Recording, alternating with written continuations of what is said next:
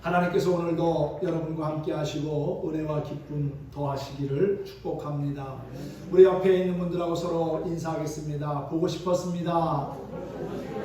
은혜 받읍시다. 축복합니다. 아멘. 우리가 살아가면서 해야 할 말들이 참 많지요. 그런데 부정적이고 또 남의 마음의 아픔과 상처를 주는 말을 하기보다는 오히려 위로와 소망이 되는 말을 많이 하면 좋겠습니다. 특별히 우리 시온 찬양대가 찬양한 것처럼 주님 감사합니다 라는 그러한 고백, 또 주님 사랑합니다 라는 말이 우리의 입술을 통해서 계속 흘러나왔으면 좋겠습니다. 감사의 고백을 하다 보면요, 우리의 마음의 불평, 원망은 사라집니다. 또 주님을 사랑합니다 라고 고백하다 보면은 내 삶의 모든 공허함이 사라진다는 것이지요. 주님의 사랑을 기억하고 감사하며 살아가고자 힘쓰는 저와 여러분이 되었으면 합니다.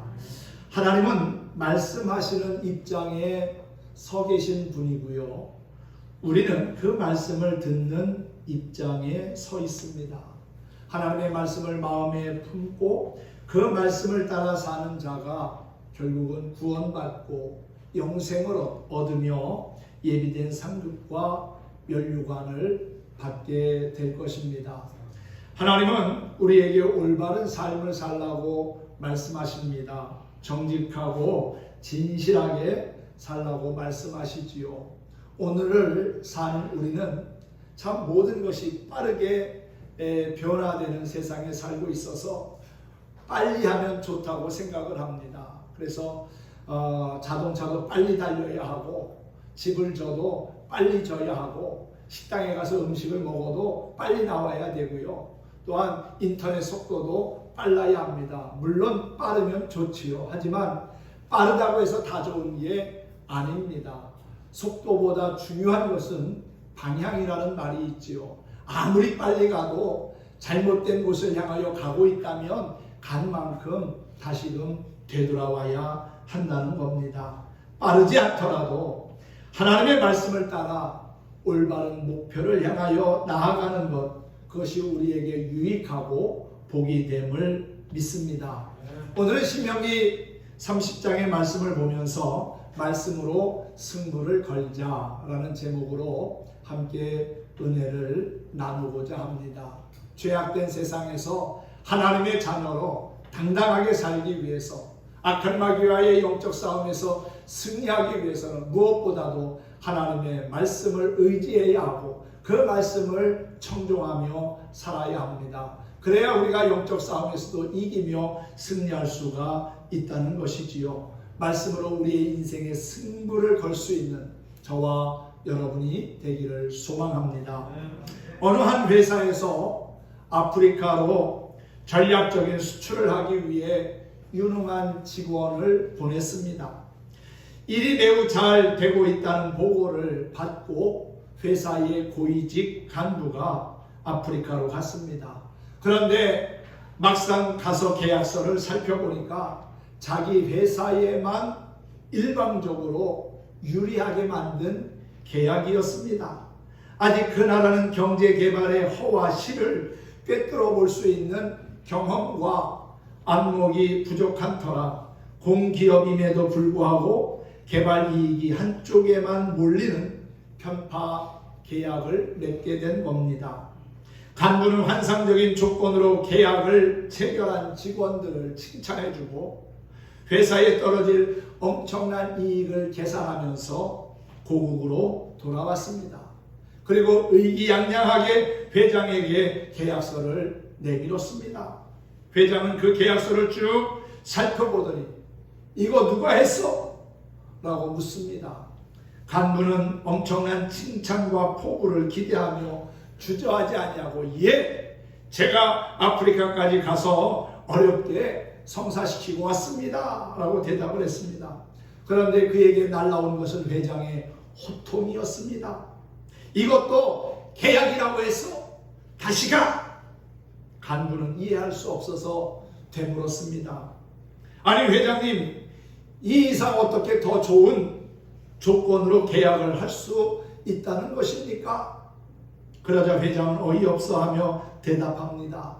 아프리카 시장이 얼마나 무궁무진한데 그 넓은 땅에서 한번 장사하고 끝낼 거야. 가서 공정하게 다시 계약하고 돌아와. 그렇게 말을 했다는 겁니다. 당장 눈앞의 이익을 추구하며 살기보다는 멀리 내다보는 안목이 필요하다는 것이지요. 하나님의 말씀은 우리의 안목을 넓히고 또한 공정한 세상으로 인도합니다. 우리의 다툼의 원인은 대부분 작은 이익에 너무 예민하기 때문이 아닐까요? 오늘은 내가 양보하자. 그러면 언젠가 그 메아리가 다시 돌아올 것이라고 생각하면은 사실 다툴 것도 싸울 것도 없습니다. 물론 영영 그 양보의 메아리가 돌아오지 않을 수도 있습니다. 세상에는 개념이 없는 사람들이 많습니다. 믿음의 개념을 갖고 우리가 말씀을 따라 사는 것이 필요한 세상에 살아가고 있음을 잊지 말았으면 좋겠습니다. 현재 자신의 삶에 만족하는 사람들이 과연 얼마나 있을까요? 여러분은 여러분의 삶에 만족하며 살고 계십니까? 아마도 뭔가 조금 부족한 느낌을 갖고 조금 더 채워지면, 조금 더 많다면 좋겠다는 생각을 가지고 살고 있지는 않습니까? 그래서 많은 사람이 자신의 인생을 한번 좀 바꿔보고 싶은 그러한 계획을 세우기도 하지요. 그렇다면 무엇으로 인생을 바꿀 수 있을까요? 유력한 사람과 인맥을 쌓으면 됩니까? 또 돈 많은 사람과 결혼하면 될까요? 로또에 당첨되어 돈벼락을 맞으면 복된 인생을 살 수 있을까요? 우리 인생을 복된 삶으로 바꾸는 길이 있다고 성경은 말씀합니다. 그것이 바로 하나님의 말씀을 따라 사는 것이지요. 하나님의 말씀이 무엇입니까? 하나님은 말씀으로 세상을 창조하셨습니다. 그리고 말씀이 육신이 되어 우리 가운데 오신 분이 예수님이시지요. 그 예수님을 우리는 믿음으로 말미암아 죄사함을 얻고 구원을 받고 하나님의 자녀가 되고 천국 백성이 되고 영원한 생명을 얻은 것입니다. 히브리서 4장 12절에 보면 하나님의 말씀은 살아있고 활력이 있어 좌우에 날선 어떤 검보다도 예리하여 혼과 영과 및 관절과 골수를 찔러 쪼개기까지 하고, 그리고 또한 마음의 생각과 뜻을 판단한다고 말씀하고 있습니다. 그렇습니다. 하나님의 말씀은 죽은 말씀이 아니라 살아있는 생명의 말씀입니다. 또한 진리의 말씀이지요. 그래서 성경은 말씀을 따라 사는 것이 얼마나 중요한지를 우리에게 계속해서 소개하고 있습니다. 오늘 신명기 30장에도 하나님의 말씀을 청종하라고 권면하고 있지요. 청종하라고 하는 것이 뭡니까? 이른 대로 잘 지켜 쫓아 행하라는 것이 아니겠습니까? 말씀을 따라 살라는 거지요. 하나님의 말씀을 그냥 한 귀로 듣고 한 귀로 흘려보내는 것이 아니라 그 말씀을 마음에 품고 그 말씀을 따라 살아가라는 거예요. 하나님의 말씀을 따라 살아가는 것이 가장 안전하고 행복한 삶을 사는 길이기 때문에 그렇습니다. 우리의 믿음도 마찬가지예요. 우리의 믿음이 그냥 시간이 지나면 알아서 잘합니까? 아닙니다. 믿음은 들음에서 나고 들음은 그리스도의 말씀으로 말미암는다고 로마서 10장 17절에 기록되어 있지 않습니까? 그렇습니다. 우리의 믿음도 말씀을 통해서 자라고 또 견고해지는 겁니다. 그러므로 늘 하나님의 말씀을 가까이 하고 그 말씀을 따라 살고자 힘쓰고 말씀을 청종하는 진정한 그리스도인이 되기를 소망합니다. 모세는 이스라엘 백성이 하나님께 불순종해서 다른 나라로 끌려가 살고 있는 상황을 가정하고 설교를 시작합니다. 하나님의 복과 저주의 말씀을 기억하고 하나님께 돌아와 말씀에 청종하라고 권면하지요. 그러면서 하나님의 말씀이 갖는 중대한 역할을 상기시켜 줍니다. 말씀은 사람들의 마음에 들어가 그들을 하나님께로 돌아오도록 인도합니다. 그들의 생각과 행동을 변화시킵니다. 이렇게 말씀을 통해 주의 백성이 하나님께 돌아오면 하나님도 뜻을 돌이키시고 그들에게 긍휼과 자비와 용서를 베푸신다는 것이지요. 모세는 이스라엘의 말씀에 순종해 하나님께 돌아오면 하나님이 이런 복을 주신다고 그랬습니다. 그들이 아무리 멀리 가 있을지라도, 흩어져 살고 있을지라도 하나님이 그들을 다시금 돌아오게 하시고 약속의 땅으로, 가나안 땅으로 돌아와서 조상들보다도 더 큰 은혜와 번성함을 누리게 할 거라고 말씀합니다. 뿐만 아니라 오늘 6절 말씀에 보면은 생명을 얻게 하신다고 그랬지요. 내 하나님 여호와를 사랑하게 하사 너로 생명을 얻게 하실 것이며 그랬습니다. 그렇습니다. 하나님께 죄를 지은 자가 용서받기 위해서 돌아올 때 하나님은 긍휼과 자비를 베푸십니다. 하나님께 돌아옴에 있어서 제일 먼저 해야 할 것이 무엇일까요? 그것은 자신의 죄를 회개하는 겁니다. 죄에서 돌이키는 거지요. 내가 잘못된 길을 가고 있는 것을 깨닫고 돌이켜 하나님께로 오는 것. 하나님의 도우심과 은혜를 사모하며 주께로 나아가는 것. 그것이 회개고 우리의 신앙의 모든 출발은 회개에서부터 시작이 되는 겁니다. 죄를 떠나면서 죄에서 돌이키면서 우리의 신앙의 출발은 시작되는 거지요. 창세기 12장에 보면 아브라함이 하나님의 부르심을 받습니다. 하나님이 아브라함에게 말씀하지요. 너는 친척과 고향 아버지의 집을 떠나 내가 지시할 곳으로 가라. 떠나라는 거예요. 죄의 도시, 우상의 도시를 떠나서 하나님이 지시하신 곳을 향하여 나아가라는 겁니다. 죄의 자리를 떠나면서부터 우리의 신앙의 출발은 시작되고 또한 신앙의 여정은 더 넓은 곳을 향하여 나아가게 되는 것이지요. 우리는 그냥 말로만 회개하고 말로만 돌이킨다고 해서는 안 됩니다. 회개는 삶의 변화를 요구합니다. 지금까지 살아왔던 잘못된 삶을 수정하고 고쳐서 하나님이 기뻐하시는 삶의 자리로 나아가게 하지요. 성경의 많은 믿음의 선진들이 하나님께 돌아오면서 자신의 죄를 회개하고 또한 참여하는 그러한 모습을 보였는데 누가복음 19장에 보면은 여리고의 세리장 삭개오가 나오지요. 그가 예수님을 만나면서 그의 삶에 놀라운 변화를 보여줍니다. 예수님께 그렇게 고백하지요. 예수님을 자신의 집으로 영접하면서 그가 한 말이 주님, 내가 다른 사람에게 불이익을 주고 빼앗은 것이 있으면 되돌려 주겠습니다. 그리고 억지로 착취한 것이 있다면 4배로 갚겠습니다. 라는 그러한 고백을 합니다.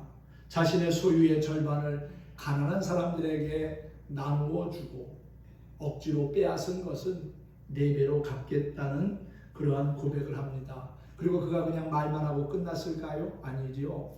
그는 자신의 말한 것을 지켰고 그리고 또한 그 삭개오의 회개를 통해서 주님이 기뻐하시고 그도 역시 아브라함의 자손임을 선포하셨습니다. 이렇게 진실한 마음으로 하나님을 향하여 돌아선 사람은 누구나 자비로우신 하나님의 용서를 경험할 수 있습니다. 그리스도인은 말씀으로 승부를 거는 사람들입니다. 말씀을 붙들고 살면 말씀이 우리의 삶을 건강하고 복된 삶으로 변화시킵니다. 우리 심령 가운데 하나님의 은혜가 임함으로 기쁨과 감사가 넘칩니다. 이는 육신의 건강에도 좋은 영향을 끼치고 또한 원만한 대인 관계를 맺게 해줍니다. 겸손하고 진실하게 일하게 되고요. 또한 범사가 평안하게 됩니다. 이렇듯 말씀을 붙들고 사는 사람에게 주님이 범사에 복을 주신다는 거지요. 주님의 말씀을 붙잡고 살면 그 말씀이 성령의 능력으로 우리의 삶을 복된 삶으로 바꾸어 놓습니다. 이 사실을 믿고 말씀대로 살면 정말 좋겠습니다. 그러면 우리의 삶은 갈수록 더욱더 풍성해질 것이기 때문이지요. 모세는 이스라엘 백성이 하나님께 돌아오면 하나님께서 그들의 마음에 할례를 베풀어 주실 거라고 말합니다. 하나님이 이스라엘 백성의 마음에 할례를 베풀어 주신다고 하는 것, 그것은 신명기 언약의 핵심입니다. 이것은 새 언약을 바라보게 해줍니다. 새 언약은 하나님이 새 영인 성령을 또 새 마음을 그들에게 주셔서 주님의 법을 그들의 마음에 기록하시며 하나님이 그들의 하나님이 되고 또한 그들은 하나님의 백성이 된다는 내용이지요. 하나님은 장차 당신의 백성이 말씀에 순종하며 살 수 있도록 성령으로 그들의 마음에 할례를 베푸셔서 그들의 온 마음을 다해 하나님을 사랑하게 하실 것입니다. 그들의 생명을 얻게 하시며 범사의 풍성한 복을 받게 하실 겁니다. 주의 백성은 주님께 돌아오기만 하면 됩니다. 회개하고 주님을 위해 살기로 결단하고 헌신하면 됩니다. 그러면 그 다음은 하나님이 이끌어 가시고 하나님이 인도해 가실 것이지요. 하나님은 당신의 백성에게 성령을 보내셔서 우리가 주를 진심으로 사랑하고 그분의 말씀대로 살도록 인도하십니다. 따라서 우리가 성령의 도움 가운데 말씀을 붙들고 살게 되면 이전보다 더 풍성한 복된 삶을 살아가게 될 거라는 사실이지요. 우리가 복된 삶을 사는 길은 주님의 말씀만이 우리의 삶을 복된 인생으로 바꿀 수 있다는 것을 깨닫고 주의 말씀에 청종하며 사는 것입니다. 성령님께 우리를 변화시키셔서 주의 말씀에 순종하는 자로 세워지시도록 맡기며 사는 거지요. 회개하고 돌아온 백성이 하나님의 말씀을 지속적으로 청종하면 하나님은 그들이 하는 모든 일과 자녀들 그리고 가축의 새끼와 토지의 소산에 복을 주신다고 했습니다. 단순히 어려움을 만났을 때만 하나님을 의지하고 찾는 자가 아니라 범사에 하나님을 의지하면서 매 순간순간 하나님의 말씀에 귀를 기울이고 우리의 마음에 들려주시는 세미한 음성에 촉각을 세우고 주의 뜻을 따라 살아가다 보면은 우리의 삶을 통하여 선한 역사를 이루시고 또 나를 통하여 우리의 주변 사람들에게 하나님의 은혜와 복이 흘러가게 하실 거라고 믿습니다. 하나님의 말씀을 따라 사는 것이 모든 관계의 회복에도 유익함이 됩니다. 하나님과의 관계가 회복되고요. 사람과의 관계가 회복되고요. 물질과의 관계도 회복되고요. 그래서 형통케 되는 은혜를 누릴 수 있게 된다는 것이지요. 그런데 하나님과의 관계가 틀어지면은 우리의 인생 곳곳에서 불협화음이 나오게 됩니다. 하나님과의 관계가 틀어지니까 사람과의 관계도 틀어지고요. 세상과의 모든 관계들도 틀어집니다. 그러면 우리의 인생은 불편해질 수밖에 없지요. 우리가 불편하게 살 것이 아니라 편하게 행복하게 살기 위해서는 하나님의 뜻을 쫓아 행하고 하나님의 말씀에 더 많은 관심과 주의를 기울여야 합니다. 하나님의 말씀에 청종하며 사는 것이 하나님과의 관계를 더욱더 돈독하게 하고 굳건하게 하고 또한 흔들리지 않는 온전한 믿음의 삶을 살게 한다는 것이지요. 하나님이 주시는 복을 우리는 한 번만 받고 끝나는 것이 아니라 지속적으로 받아야 하고요. 그 하나님의 복이 우리의 자자손손들에게 흘러가게 해야 합니다. 단순히 눈에 보여지는 물질적인 복을 추구하는 것이 아니라 영원한 하나님 나라의 복이 우리를 통해서 우리의 주변 사람들에게 또한 우리의 자녀들에게도 흘러가는 역사가 있기를 소망합니다.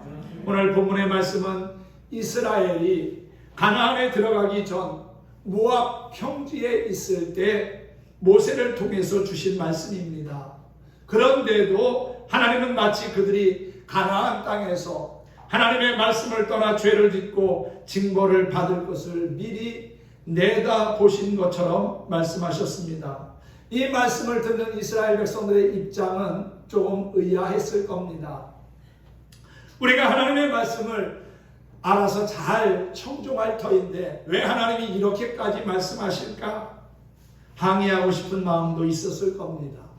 그러나 하나님의 우려는 빗나가지 않았습니다. 이스라엘 백성은 가나안 땅에 들어간 후에 결국 하나님을 떠나 우상을 섬기고 불신앙적인 삶을 살았지요. 하나님의 말씀을 청종하지 않았습니다. 그 결과가 어떻게 나타납니까? 이방 민족에게 침략을 당해서 나라를 빼앗기고 많은 젊은이들이 바벨론의 포로로 붙잡혀가서 70년 가까운 세월을 고통 속에 보내게 되지요. 더군다나 그들이 너무도 쉽게 하나님의 말씀을 떠나게 되리라고 하는 것은 그들이 광야에서 보여준 타락의 모습에서 쉽게 예견할 수 있었던 일입니다.